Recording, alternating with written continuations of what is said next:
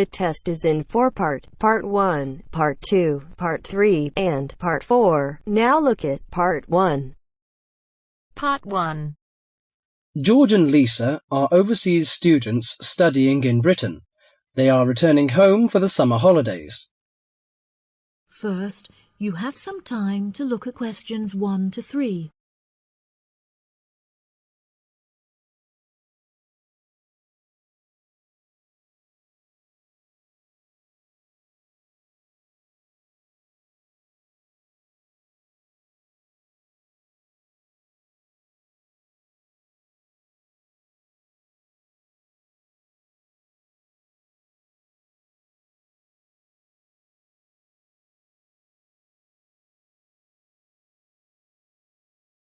That'll be $23. Right, there's your change.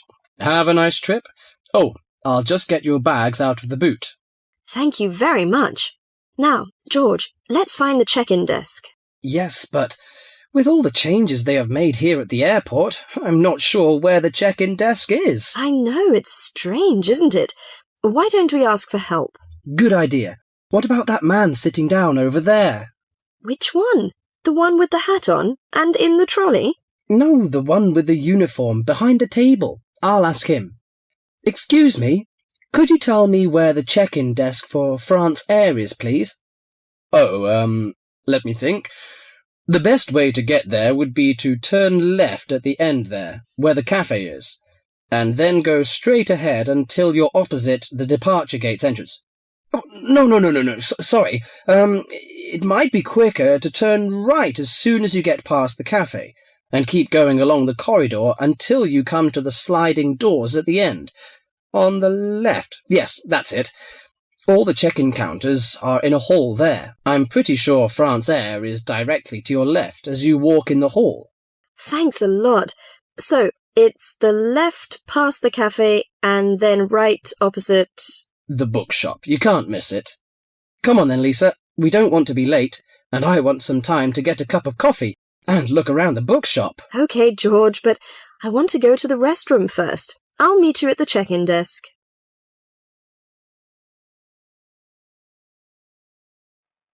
Before you hear the rest of the conversation, you have some time to look at questions 4 to 10.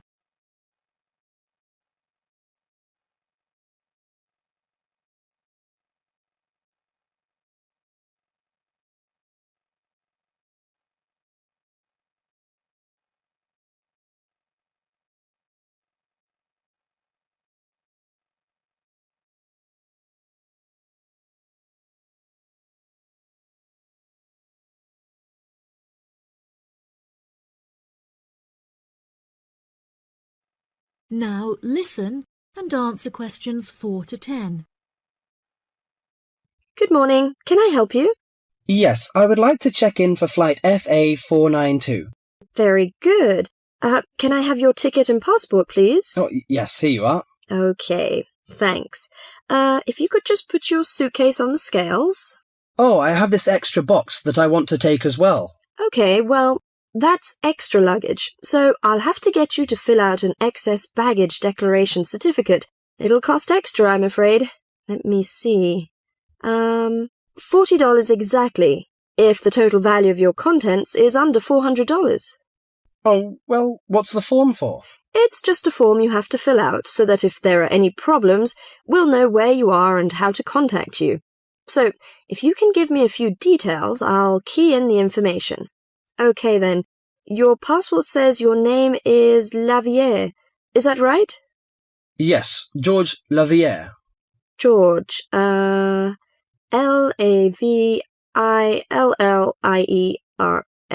Good. Now, nationality. French? No, wait a minute. It's a Swiss passport. Well, yes, I live in France, but I was born in Switzerland. Swiss. Very good. Flight number FA492. Destination is... Paris. Are you connecting with any other flight in Paris, or will you be staying there?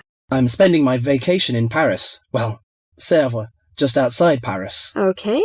So what's the phone number there? Let me think. The country code for France is 33, and the number is 1 98614537. Right, so that's 331-9861-4537. Yes, that's it. And can you tell me briefly what you have in the box? Well, there are some books, just university textbooks from last semester, some clothes, and, my computer disks. Okay, thank you. And what would be the approximate value of the contents? Quite a bit, actually. About $150. That's all. There's your receipt for the box, your passport and ticket, and here is your boarding pass. Gate 7. You can board the plane in about 35 minutes. Have a nice flight. That is the end of part 1. You now have half a minute to check your answers.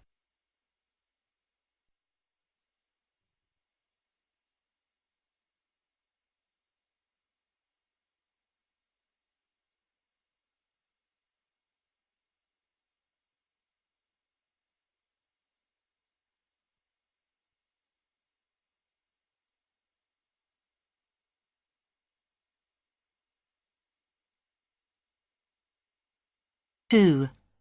You will hear a man giving some information about transport in London. You now have 30 seconds to read questions 11 to 15.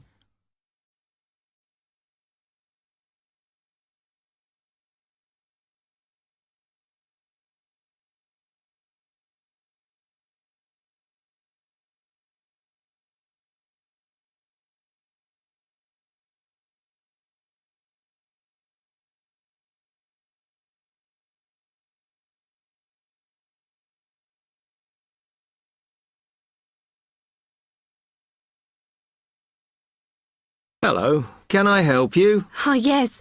I was wondering what the best way was for me to get around London. Well, there are a lot of possibilities. As you probably realise, the main ways to get around are bus, train and tube. The Underground. Oh. It depends how much you want to spend. All forms of transport offer special tickets, such as cheap day returns on the trains and so on. Overall, you'll spend less on the bus, as it operates on a basic flat fare for each journey. But of course it may not go to where you need to travel to. The mainline trains only operate in the outlying areas, though a few cross London, whereas the tube has stations which are placed in central areas of the city, close to the main sites and shops. Obviously there are more bus stops, but you will probably have to change buses to get where you want, which can be inconvenient. You will find that the buses are mainly in the central areas, but some tube lines go quite a long way out of London, so you could use this for longer journeys. Having said that, the tubes do get very crowded, so you should use the train if you want to sit down. It does depend where you're travelling to. Well, I'm living on the outskirts, but I have to travel into London to college every day, and then around London when I'm here. OK, so time is going to be an issue for you. The tube should be fast crossing London, but quite honestly, there are so many delays that it's not very efficient. Again, the train has fewer stops, so is probably your quickest option to get to and from college. Of course, which service you use might depend on how frequent it is. I mean, the trains might only be every 20 minutes or whatever, but a timetable is published to save you hanging around. There are a lot of tube trains at busy times of day, but fewer at other times, whereas the buses run every 5 minutes through most of the day, and there are night buses. But you'll need to check out your route first. You now have 30 seconds to read questions 16 to 20.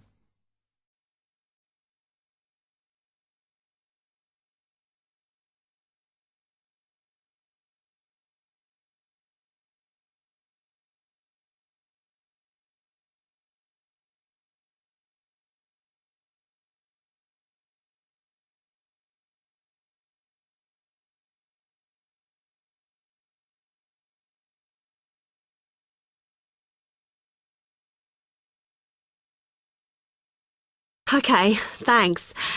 How can I get from here to Hackney then? Right, well, you can choose. We're here at the information office, OK? Now, next to us, on the corner of the High Street and Sweet Street, is the bus stop, opposite the bank. Uh-huh. The bus goes all the way to Hackney, but it is a very indirect route, so it could take ages. Oh. If you want to take the train, walk down the High Street towards the city, go past the bank, and on your left is the station, just before you get to the post office. There's a mainline service to Hackney Wick, so if you need to get into the centre of Hackney, you may need to pick up a bus when you get there. Opposite the post office, on the corner of Hart Lane, is the tube entrance. You'll see the big signs. That's probably the best way to get there, though you may have to change. It's probably best if you go and get a travel card first. To get to the ticket office, you go out of here onto the High Street. Then turn into South Street, and the ticket office is on your right opposite the cinema. Of course, you may decide it's quicker to take a taxi. But it's a long way, so I think it'll be very expensive. If you do want to get a cab, then the rank is outside here, just opposite the office.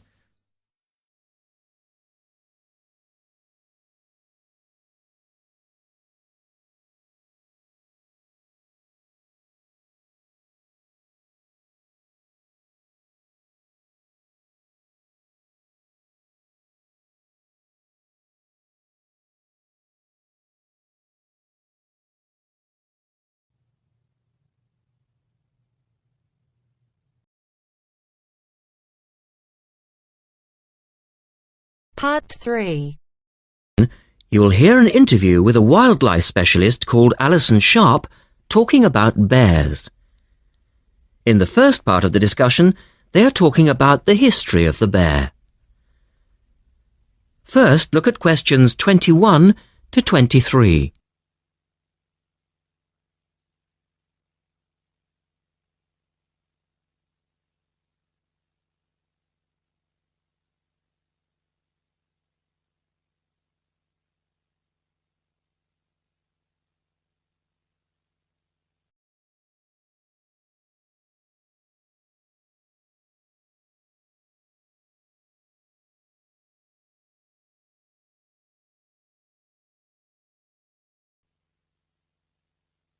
Now listen to the first part of the interview and answer questions 21 to 23.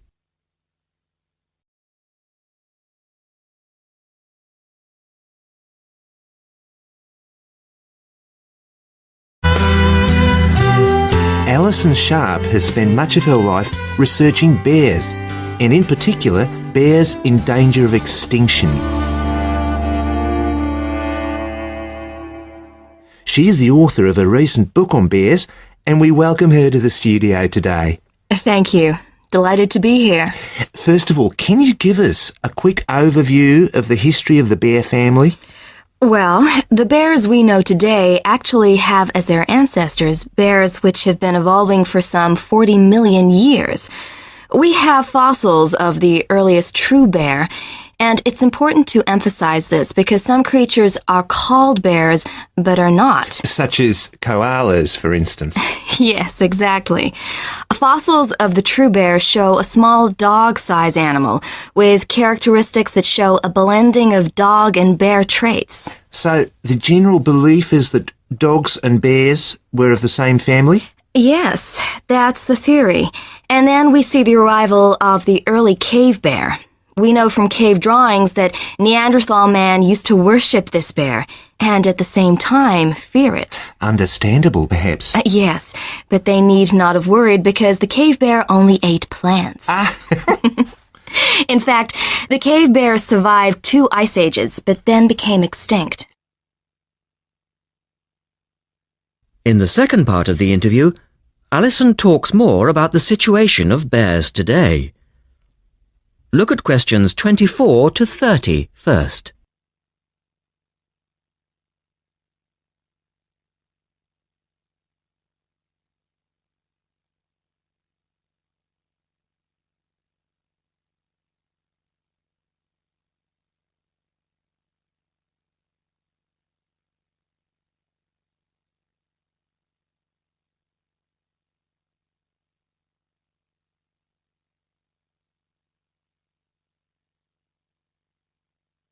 Listen carefully and answer questions 24 to 30.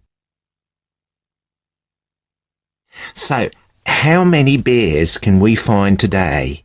And are any of them in danger of extinction? Well, I'll answer your first question first.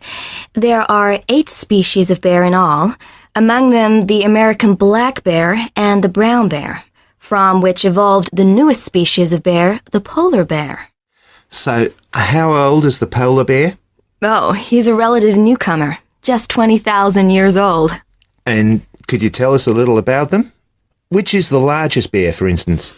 Well, the largest bear existing today is either the polar bear or the brown bear. Right. Don't we know?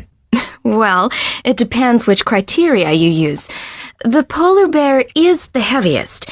The male weighs up to 1,500 pounds, but his narrow body actually makes him look smaller than the much more robust brown bear. So, the brown bear appears the biggest. Yes. And the smallest? Well, the sun bear is the smallest of the 8 species. They only weigh between 60 and 145 pounds. That makes him a comparative junior. Yes. And then next we have the so-called giant panda. But that's a small bear too, comparatively speaking. And are all bears meat eaters? No, not at all. In fact, the giant panda is almost entirely herbivorous, living on a diet of 30 types of bamboo. Ah, yes, of course. Pandas are famous for that. And another interesting bear is the sloth bear, which eats insects, particularly termites. He can turn his mouth into a tube and suck the insects out of their nests. So, going back to my second question, are bears really in danger of extinction? Yes, indeed, they are. The sun bear in particular, as they've been hunted almost out of existence. And the habitat of the panda is also being reduced on a daily basis. Can anything be done to reduce the threat to these endangered species? I know, for instance, that it's very hard to breed bears in captivity. Yes. Well, I think that by raising people's awareness generally, we can reduce conflict between humans and animals, to stop the slaughter in parts of the world where bears are still hunted, supposedly in self-defense or to protect livestock, but often quite unnecessarily. And we can also encourage governments to preserve the natural environment of the bear, rather than allow the areas where they live to be systematically destroyed in the name of progress. Yes, of course. And in addition to these global efforts, all profits from the sale of my book will go toward the United Nations Bear Protection Program. That's wonderful. And with the news coming up, thank you for your time, Alison, and best of luck with the book. Thank you very much.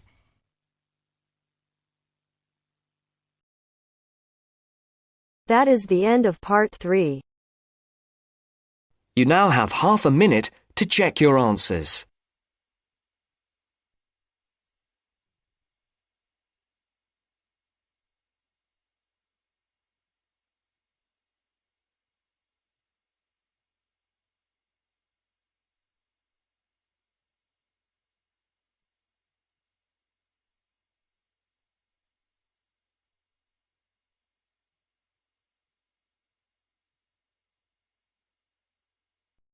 Part 4. We'll hear an introduction on cheese making.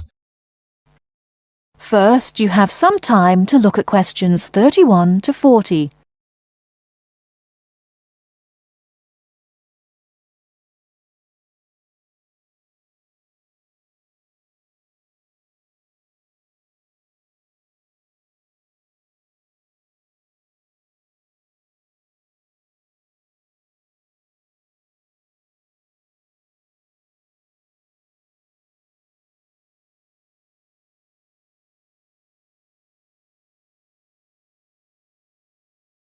Now listen carefully and answer questions 31 to 40. Cheese is one of those foods that we tend to take for granted as always having been with us. And it's odd to think that someone somewhere must have discovered the process to make cheeses. That takes place today. In the studio to tell us all about it is Monica Maxwell. Today, we all know that the process of making cheeses takes place when microorganisms get into milk and bring about changes in its physical and biochemical structure. Well, obviously, we don't know who discovered the process, but it's thought that it came from Southwest Asia about 8,000 years ago. In the early time, there were mainly two types of cheeses. One of them was rather tasteless and bland, in the case of the so-called fresh cheeses, which are eaten immediately after the milk has coagulated. And another one was rough-tasting and salty, in the case of the ripened cheeses, which are made by adding salt to the soft fresh cheese and allowing other biochemical processes to continue so that a stronger taste and a more solid texture resulted. The ancient Romans changed all that. They were great pioneers in the art of cheese-making, and the different varieties of cheese they invented and the techniques for producing them spread with them to the countries they invaded. This spread of new techniques took place between about 60 BC and 300 AD. You can still trace their influence in the English word cheese, which comes ultimately from the Latin word Caseus, that's C-A-S-E-U-S. At this stage in history, people weren't aware in a scientific way of the role of different microorganisms and enzymes in producing different types of cheese, but they knew from experience that cheese's tastes were relevant to something. If you kept your milk or your pre-cheese mixture at a certain temperature or in a certain environment, things would turn out in a certain way. In the 19th century, with the increasing knowledge about microorganism, there came the next great step forward in cheese-making. Once it was known exactly which microorganism was involved in the different stages of producing a cheese, and how the presence of different microorganisms affected the taste, it was possible to introduce them deliberately and to industrialize the process. Nowadays, cheese is made on a large scale in factories, although the small producer working from his dairy farm continued to exist and still exists today. Cheesemaking moved very much into the world of technology and industrial processes, although because the aim is still to produce something that people like to eat, there's still an important role for human judgment. People still go round tasting the young cheese at different stages to see how it's getting on, and may add a bit of this or that to improve the final taste. Whatever the scale of production, there is still room for the development of art alongside the technology. That is the end of part 4. You now have half a minute to check your answers. 29 and I find myself wondering what did happen to the last 10. I ran away with my life, fast forward, never turn back again. It's kind of funny that the more we pass time, the more we need to set them rewind. And 19 was the year I had to leave you, but now I'm seeing all the signs. Is this really happening? I can't believe it's true. I'm just as surprised as you. Is this really happening? I can't be too sure, but one day I'll be yours again.